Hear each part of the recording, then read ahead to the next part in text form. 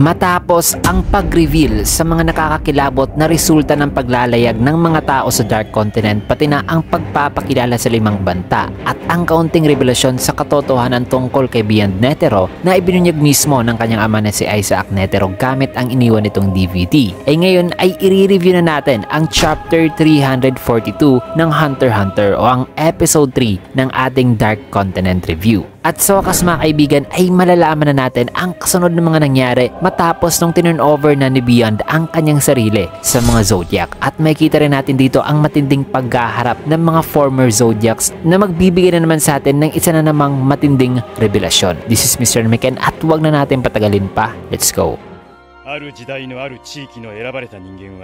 Ang pamagat ng chapter natin ngayon ay challenge. At nagsimula ang chapter sa isang eksena na kung saan ay makikita ang isang nakasaradong napaka-secured na selda. Na sa loob nito ay pinusasan na ang isang kamay ni Beyond Netero na ngayon nakaupo habang si Cheadle naman ay nandito rin sa loob kasama si Beyond. At ang ibang Zodiac ay nakatingin lamang dito sa labas. Kung kaya't dito na nagsalita si Beyond na wikang ngayon ay pwede na raw nilang gawin ang kahit na anong gusto nilang gawin dito sa kanya. Pero hula daw niya na pakakawalan pa rin daw siya at ang mga Zodiacs ay pupunta daw sa Dark Continent kasama siya. Pangiting sabi ni Beyond. Isang statement na ikinagulat naman at ipinagtataka ng mga Zodiacs, in which ay sinagot naman siya ni Cheadle na wikang imposible daw na mangyari yan kasi makukulong daw si Beyond sa matagal-tagal na panahon dahil sa kaguluhang sinimulan daw nito sa pag-uudyok sa mga tao sa pagpunta sa Dark Continent. Kaya masabi niyang napaka-delusional naman daw nitong si Beyond. Nasagot naman ni Beyond na well, tama naman daw ang mga salitang yan ni Cheadle. Subalit ang totoong mundo o ang realidad ay hindi raw ganyan. Kaya ngayon ay may oras pa raw sila na pakinggan ang kanyang mga sasabihin bago nila ito i-report sa V5. Dahil sa sinabi niya ni Beyond, ay tinignan naman ni Cheadle si Miss Storm kung kaya't naglabas na sila ng recorder at iniligay nila sa mesa na kung saan nila ngayon i-interrogate ngayon itong si Beyond. Sabay sabi ni Cheadle na ayos lang ba raw dito sa parte ni Beyond kasi ang conversation daw na to ngayon ay recorded na raw, in which ay sagot naman ni Beyond na wala rong problema sa kanya, as if naman daw na magagawa daw nitong mga Zodiacs na isa publiko ang kanilang conversation ngayon. Na nang masabi ito ni Beyond ay sa isipan naman ni Cheadle na sabi nito na kamukhang kamukha raw talaga ni Beyond ang ama nito na si Chairman Netero, na ngayon na kaharap nga niya itong si Beyond ay di raw niya mapigilang makaramdam ng nervyos. Kaya ano bro talaga ang gusto nitong si Beyond? Kasi ang tanging bagay lang daw na alam nitong si Cheadle ay sila raw talaga ang inaatake ngayon, ang Hunters Association mga kaibigan. Na matapos ang salitang yan sa isipan ni Cheadle ay dito naman sinimula ni Beyond ang pagsisiwalat sa mga importanteng impormasyon na wikang uunahin ko munang ibubunyag sa inyo ang tungkol sa tunay na kahulugan ng pulisiya ng V5 at ang kanilang tunay na motibo rito. Kaya maghanda na raw ito mga Zodiacs sa katotohanan na kanyang ibubunyag. Na nang magpapatuloy na sana si Beyond sa kanyang pagsasalita ay ibinalin muna ang eksena sa isang nangyayari ngayong meeting na kung saan ay may nagpapaliwanag na sabing ito raw ang current world map na kilala nila at ang kanilang mundo ay nakalocate daw pala sa gitna o sentro mismo nitong napakalaki at napakalawak na lawa ng Dark Continent na tinatawag namang Lake Mobius. At according daw sa kanilang data na nasa 149 na beses na raw ang naitalang record ng paglalakbay ng mga tao patungong Dark Continent. Subalit sa 149 times daw na paglalayag na isinagawa ng sangkatauhan ay 5 lang daw sa mga to ang nagawang makauwi na may mga survivor, na kung saan ay ang total naman ng mga survivors ay 28 lamang katao. Nasa 28 na yan na nakauwi ay kasali raw si Beyond dito. Dagdag pa rito na ang 5 paglalayag na nabanggit kanina na ang tanging paglalayag na may nakauwing survivor ay mga unofficial daw ng mga paglalayag. Mga paglalayag na nangyari matapos daw nung isinagawa ng V5 ang kanilang treaty. Subalit sa kabila ng paglabag sa treaty ng V5 ay nagtagumpay pa rin daw ang mga to na makalayag dahil sa tulong ng mga tinatawag na guides. Na kung saan ay kung wala raw ang mga guide na yan ay imposible daw para sa kanilang makatawid sa boundaries ng karagatan patungong Dark Continent. Kung kaya't wala raw tao ang nagtagumpay na makapunta at makauwi nang walang tulong mula sa mga guides. Well, not officially naman daw. Ika nitong si Steiner na ngayon ang nagre-report pala at ang ngayon Deputy Secretary ng IPA. Nasabi ni Steiner mga kaibigan na not officially daw dahil ikinukonsidera pa rin niya ang mga possible unrecorded voices voyage. Matapos yan ay nagpatuloy pa rin si Steiner na wikang lahat daw ng 28 na survivors na nabanggit niya kanina ay may mga pambihirang lakas at pangangatawan at nanabiyayaan din daw ang mga to ng swerte. Subalit sa 28 survivors na yon ay 3 lang daw ang nakapasa sa iba't ibang tests at nakabalik sa kanilang normal na pamumuhay. We can assume na sa 3 yan ay kasali talaga si Beyond. Dagdag pa na dahil sa 3 lang ang nakabalik sa normal nitong buhay ay dito raw nila masasabi na ang survival rate ay nasa 0.04% lamang.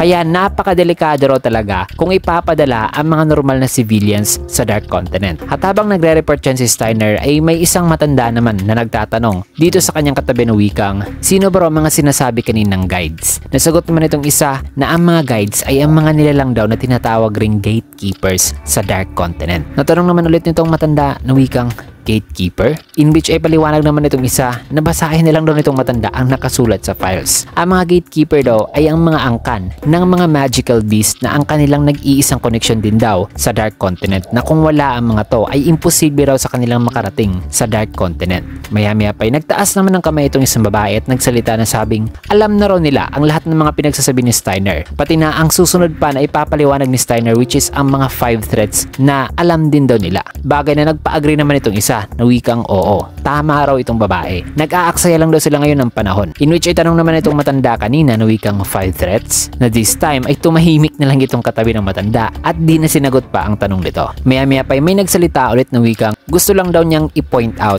na ang kahit na anong topic tungkol sa mga risk ay masalo pa daw magbibigay ng gana sa mga manlalakbay o adventurers. At ganun din daw sa mga bansa at mga businesses na naglalagay lamang o nag-e-invest ng pera na nakaupo lang sa kanilang mga upuan na naghihintay lamang ng mga resulta. In which ay sabi naman itong isa na ang maaari din daw magagawa nitong pagpapaliwanag ngayon ni Steiner sa mga risk ay ang pagpapababa lang ng bilang ng mga aplikante na pupunta sa Dark Continent. Bagay na kung saan ay hindi naman nakasentro ang kanilang atensyon ngayon. Kasi ang kanila ro talagang gustong malaman ay sa kung papaanong paraan nila mapipigilan ang kakin. In which ay dito naman sumagot at nagpaliwanag si Steiner na wikang oo, may file daw siya tungkol dyan na according daw sa Article 4 ng UN sa Charter ng Basic Relations Treaty na sa paragraph 7 to 9 ay nakasaad daw dito na inaaksyonan daw o kailangan daw aksyonan ang mga cases gaya na lang ng epidemya, biological hazards at ang mga di pa matukoy na banta. Sa paggawa nito ay masisigurado daw ang seguridad ng isang bansa na di malalagay ito sa delikadong sitwasyon. At kung sakali mang mapupunta daw talaga sa delikadong sitwasyon ang isang bansa ay dito na raw nila kinakailangan o bibigyan ng permiso ang paggamit ng puwersa militar. Bagay na sagot naman ulit nitong matanda na wikang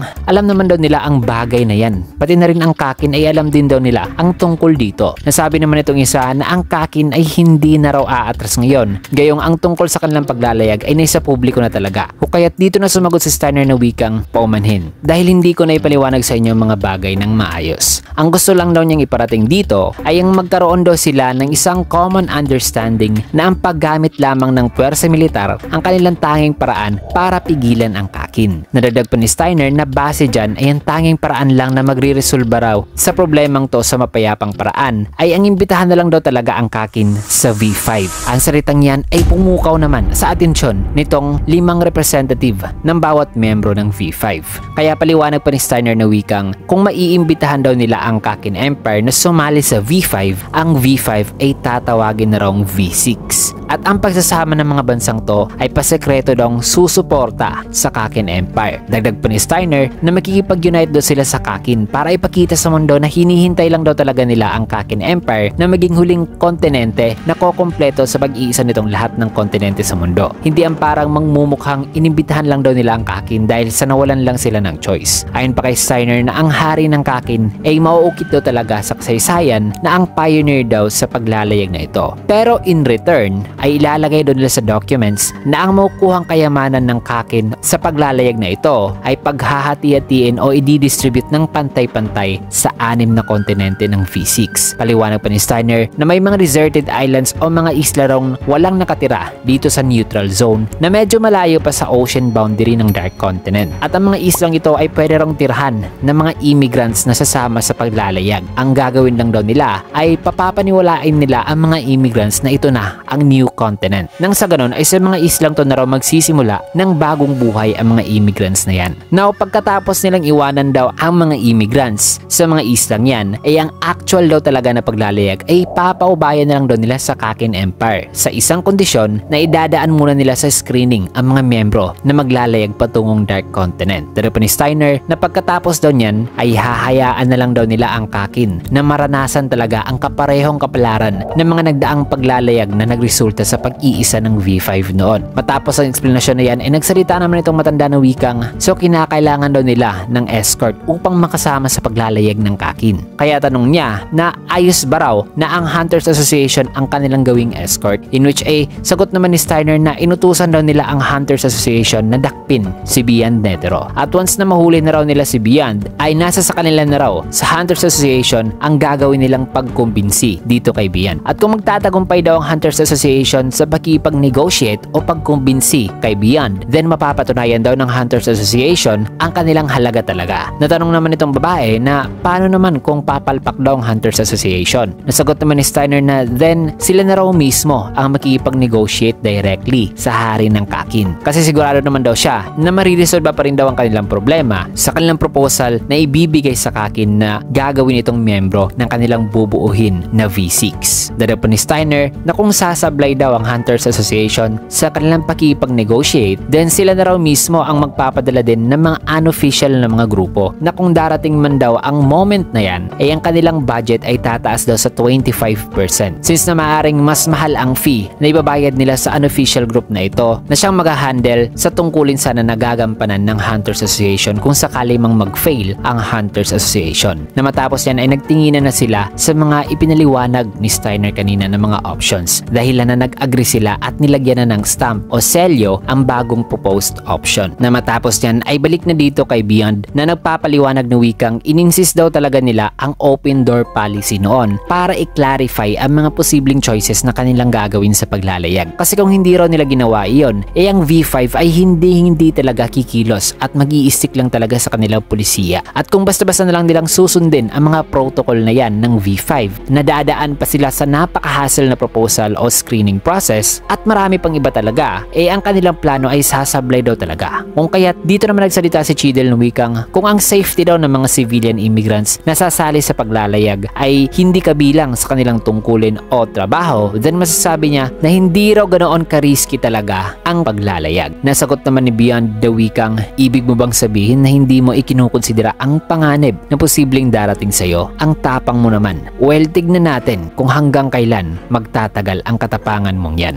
Dala pa ni Beyond na base sa sinasabi ni Cheadle ay makoy-question daw niya ang leadership nito kasi ibig barong sabihin nito na kung hindi kasali sa duty ni na Cheadle ang safetyness ng mga sibilyan ay kung pagdating sa panahon natatakas sila sa panganib ay magmumukhang duwag ang Hunters Association. Unlike kung ang duty nila ay ang i-secure ang mga sibilyan, then makakapagbigay sila ng alibay, natatakas din sila para samahan din ang mga sibilyan. So ang ibig sabihin dito ni Beyond mga kaibigan na regardless sa kung ano pa man ang tungkulin na dapat gampanan ni na Cheadle ay ang panganib ay ibang klase raw talaga na maaaring darating ang punto natatakas o lalayo talaga si na Cheadle. Kung kaya't sinagot ni Cheadle si Beyond na wikang huwag mong aalahanin ang relasyon namin o ng Hunters Association sa publiko. Ang alalahanin mo ay ang iyong sarili. Na nang masabi yan ni Cheadle ay dito naman sa labas ay nagsalita naman si Kanzai na wikang suko na ako. Wala na akong idea kung anong mga nangyayari sa loob. Kaya nyo bang i-translate ang kanilang mga pinag-usapan ngayon? In which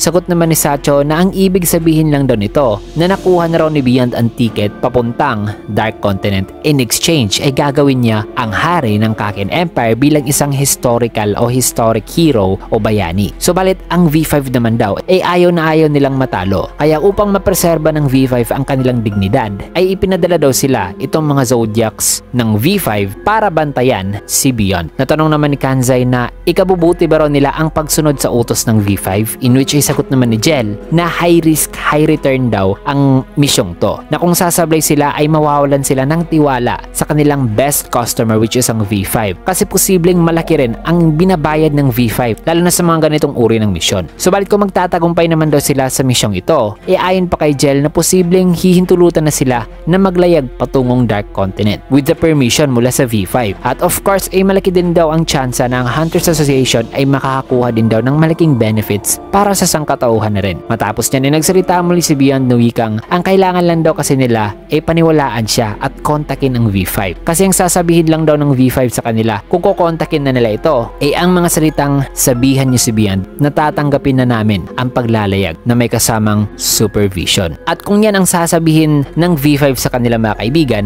ay ang magsusupervise daw kay Beyond patungong Dark Continent ay walang iba kundi ang Hunters Association. Yun ay kung may tiwala naman daw ang V5 sa Hunters Association, wika nitong si Beyond. Kaya dito na sinabihan ni Beyond si Cheadle na wikang yan daw ang kanyang hamon o challenge sa kanila, na ang tunay daw na laban ay mangyayari daw talaga sa Dark Continent. Sabay tinanong niya si Cheadle na wikang sasama ba kayo? In which ay sa isipan naman ni Cheadle ay napasabi siyang oo, isa itong laban at ang buong Hunters Association ay dapat na sumali sa laban na ito. Kaya dito na sinagot ni Cheadle si Beyond na wikang oo, na kung tama raw ang sinasabi ngayon ni Beyond ay tatanggapin daw niya ang hamon. Pero dagdag pa ni Cheadle na bago muna yan ay may marami pa raw muna silang bagay na dapat na kumpirmahin muna, in which ay pangiting sagot naman ni Beyond na ayos. Kunin niyo ang kahit na ano, kahit na dugo ko pa. Nasa isipan ngayon ni Cheadle ay sabi niya na in-expect na raw talaga ni Beyond na mapagkakamalan talaga siyang isang peking anak ni Netero. Pero sa kanyang sarili ay alam naman daw niya na totoo raw talaga na si Beyond ay anak ni Chairman Netero.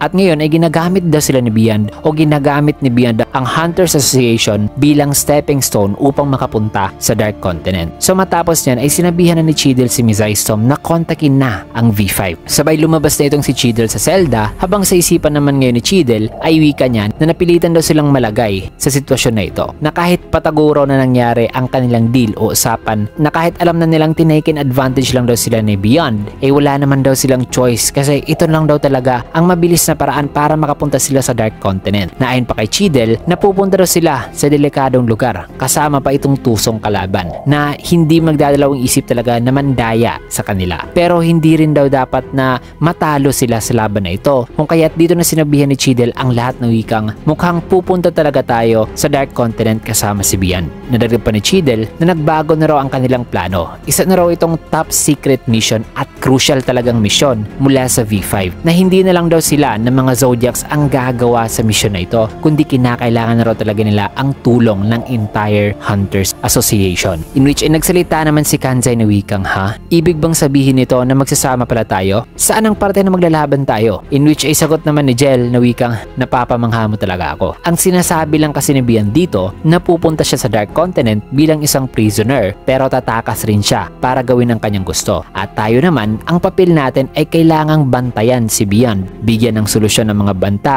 habang nakipaglaban pa sa mga kasamahan ni Beyond. At hindi rin daw nila alam kung ano pa ang aatake sa kanila dito sa completely unknown talaga na kontinente. In which ay sagot naman ni Mizai Storm na pero di ba yan naman daw talaga ang kanilang ginagawa bilang isang hunter. Nasagot naman ni Cheadle na wikang tama ka, kaya maghanda kayo. Nagsalita naman si Ginta na wikang sana ay magkakasundo din tayo ni Beyond at magkakaroon ng masayang paglalakbay. Nasagot naman ni Clark na wikang Ginta, napaka-optimistic naman ng mga panaginip mo na yan. Matapos niyan ay dito naman nag-offer si Sacho na siya muna ang magbabantay kay Beyond, na nag-agree naman si Cheadle. Kaya bago umalis ay sinabihan ni Cheadle si Beyond na dapat rin daw na maghanda si Beyond kasi matagal-tagal daw na pagkakakulong ang mararanasan nito. In which ay umupo lang si Beyond ng wikang matagal na panahon. Nasa isipan naman ito ay wika niya na maghihintay daw siya hanggang sa kung gaano pa raw katagal ang kinakailangan. So ang overall na pag-uusap nitong Zodiacs dito kay Beyond ay nagresulta sa parang common ground mga kaibigan. Kasi kinakailangan din ni Beyond ang Hunters Association upang makapunta sa Dark Continent nang hindi pipigilan ng V5, sapagkat napipredict na ni Beyond mga kaibigan na papupuntahin siya ng V5 pero kailangan ito ng surveillance. At para kay Beyond ay mas prefer niya na ang magbabantay sa kanya ay ang Hunters Association. So ngayon matapos ang eksenang yan ay balik dito kina Steiner na ngayon nagtapos na ang meeting, na kung saan ay dito naman siya binati ng IPA director at sinabihan na napakagaling daw ng presentasyon kanina ni Steiner. Bagay na nagpapasalamat naman dito si Steiner. Pero sigurado ba raw itong director na tama ba raw ang kanyang ginawa kanina? Na tanong naman ng director na wikang alin dun? Sagot naman ni Steiner na gaya raw ng sinabi nito sa kanya noon na inilahad daw niya ang lahat ng mga risk sa paglalakbay. Pero sa kabila daw ng mga yon ng kanyang explanation kanina mga kaibigan ay nag-contradict pa rin ang konklusyon ng meeting, dahil nagdesisyon pa rin daw ang V5 na pupunta raw talaga sa Dark Continent. Nasagot naman naman ng director na wala rong problema ang bagay na yan dahil ang kanilang duty naman daw ay ang ipaalam lang naman ang panganib sa paglalayag na ito at ang mag-propose din ng mga ligtas na rutang dadaanan. At kung mag-decide man daw sila o ang kanilang mga customer o kliyente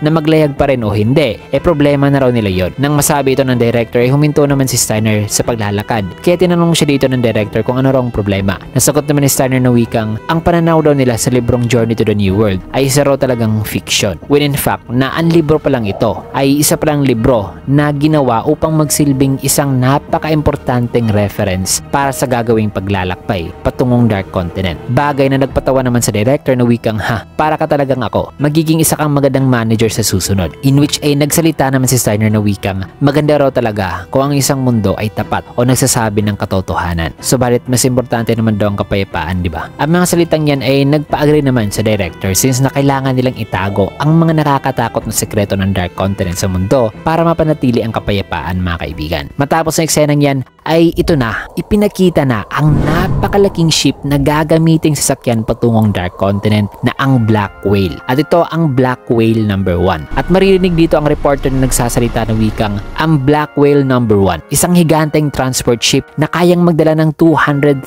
na tao o passenger. Ang interior o ang loob daw nito ay simple lang daw dahil naka-specialize daw talaga ito bilang transportasyon na idinisenyo na kayang buuhin in a short amount of time. At the same time ay medyo di rin daw gaano kagastos ang pagpapatayo nito. At ang kanila daw umanong hero o bayani na si Haring Huiguro ay nagdeklara raw na gagawa ito ng 20 pa raw na Black Whale sa loob ng isang taon at ipinapangako rin daw nito na dadalhin daw ay papadala ang milyon-milyong tao sa Dark Continent. At itong kauna-unahang Black Whale na nakikita nila ngayon ay ang sasakyan raw na nakaschedule na gagawing transportation ni na Beyond, ni Haring Huiguro pati na ang 14 nitong prinsipe patungong Dark Continent. At ang mapipili naman daw civilian na sasama sa paglalayag na yan, mga kaibigan, ay gagawin sa paraan ng isang lottery na ang maaaring mapipili ay isang tao sa bawat 1,300 katao. Kaya isang dream come true raw ang mapapasama dito. Matapos niyan ay dito naman sa isang news studio ay napag-usapan dito ang maraming bagay. Napag-usapan dito ang plano sa paglipat sa bagong lugar pero ang pinaka-focus daw nila ngayon ay ang posibleng banta sa paglalayag. Na ayon dito sa babae ng maximum daw na risk para sa mga nilalang sa lugar na yon ay nasa rank C daw talaga. Maaari ba rong ipaliwanag nitong kasama nila ngayon kung gaano raw kadelikado ang risk na yan? In which sagot naman nitong isa, ang risk na to ay ang mga kagaya raw ng mga shark, bear, mga makamandag na mga nilalang. Ang mga nilalang na ito ay masasalubong mo lang daw kung mamalasin ka na maaaring maglalagay pa sa buhay mo sa alanganin. Nasagot naman itong babae na ang mga opinion daw mula sa online o internet ay nasasabing panigurado ay may mga napakadelikadong nilalang daw na naninirahan doon sa Dark Continent na nasa rank A or B daw. In which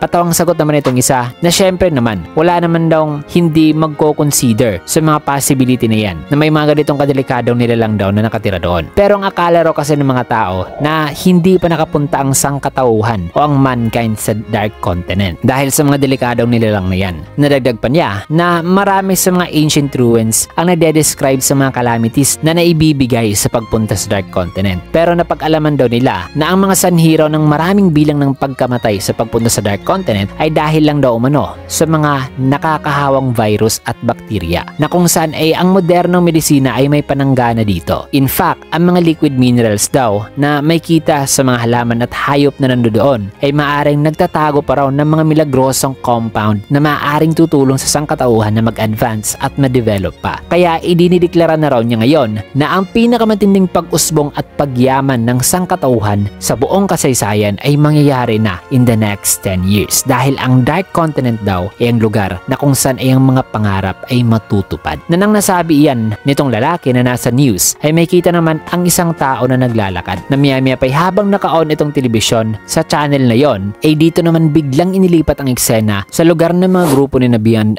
na napatingin ngayon sa kanilang gilid. Nang makikita ang biglaan ring pagdating ng lalaki na mag-isa lang na dahil dito ay medyo napangiti naman si Pariston kasi ang dumating ay si Jing pala na binati ngayon si Pariston sabay sabing pasali naman sa grupo nyo. Diba di nyo tinatanggihan ang ni sino man na interesado? Bagay na gumulat naman kay Pariston at napangiti na wikang akala ko dumating ka para pigilan kami. Nasagot naman ni Jing na sabing kaya nga tama, kaya nga ako naparito. Kasi itong kaguluhan daw nangyayari ngayon ay ang gustong gusto raw talaga ni Pariston. Kasi ang hilig daw nito ay ang magkaroon ng dalawang choices na depende raw sa kung anong magiging sagot ng Hunters Association sa sasabihin ni Vian patungkol sa paglalakbay sa Dark Continent, ay sigurado raw siya na pakakawalan daw ni Pariston ang 5,000 Chimera Ants, mga kaibigan. Kasi alam naman natin na kinuha noon ng 100 ship na mula sa Hunters Association ang 5,000 hindi pa napipisa ng mga Chimera Ants, na napag-alaman natin ngayon ay galing pala iyon sa order ni Pariston na ang acting vice chairman nung nangyari ang paghakot ng mga itlog ng naiwang Chimera Ants noon. So matapos masabi ito ni Jing, mga kaibigan, na isang napakalaking revelasyon na posibleng magpapakawala si Pariston ng 5,000 Chimera Ants, ay nakangiti pa rin dyan si Pariston, mga kaibigan. Kaya dagdag pa rito ni Jing na ang Hunters Association ay hindi na raw ang maliit na playground ni Pariston, kung kaya't wag na raw makialam o gumawa pa ng problema si Pariston sa association. Sabay sabi pa rito ni Jing habang kaharap si Pariston na wikang,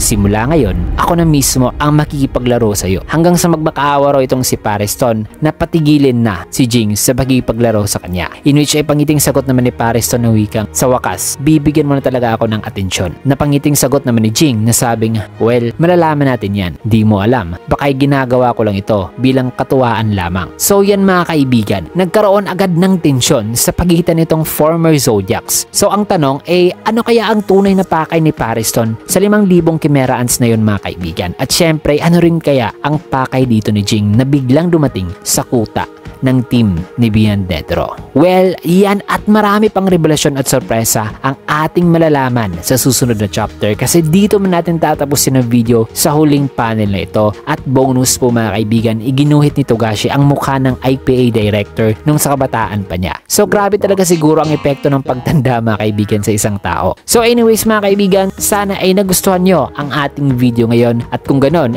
can I get a like, comment, follow, subscribe na rin for more videos like this. Maraming salamat at pasensya na po talaga, wala po tayong shoutout sa video to, mga kaibigan, at sa susunod ko na lang pong Hunter x Hunter review ang shoutout sessions. So yan, maraming salamat, and see you guys again on my next video.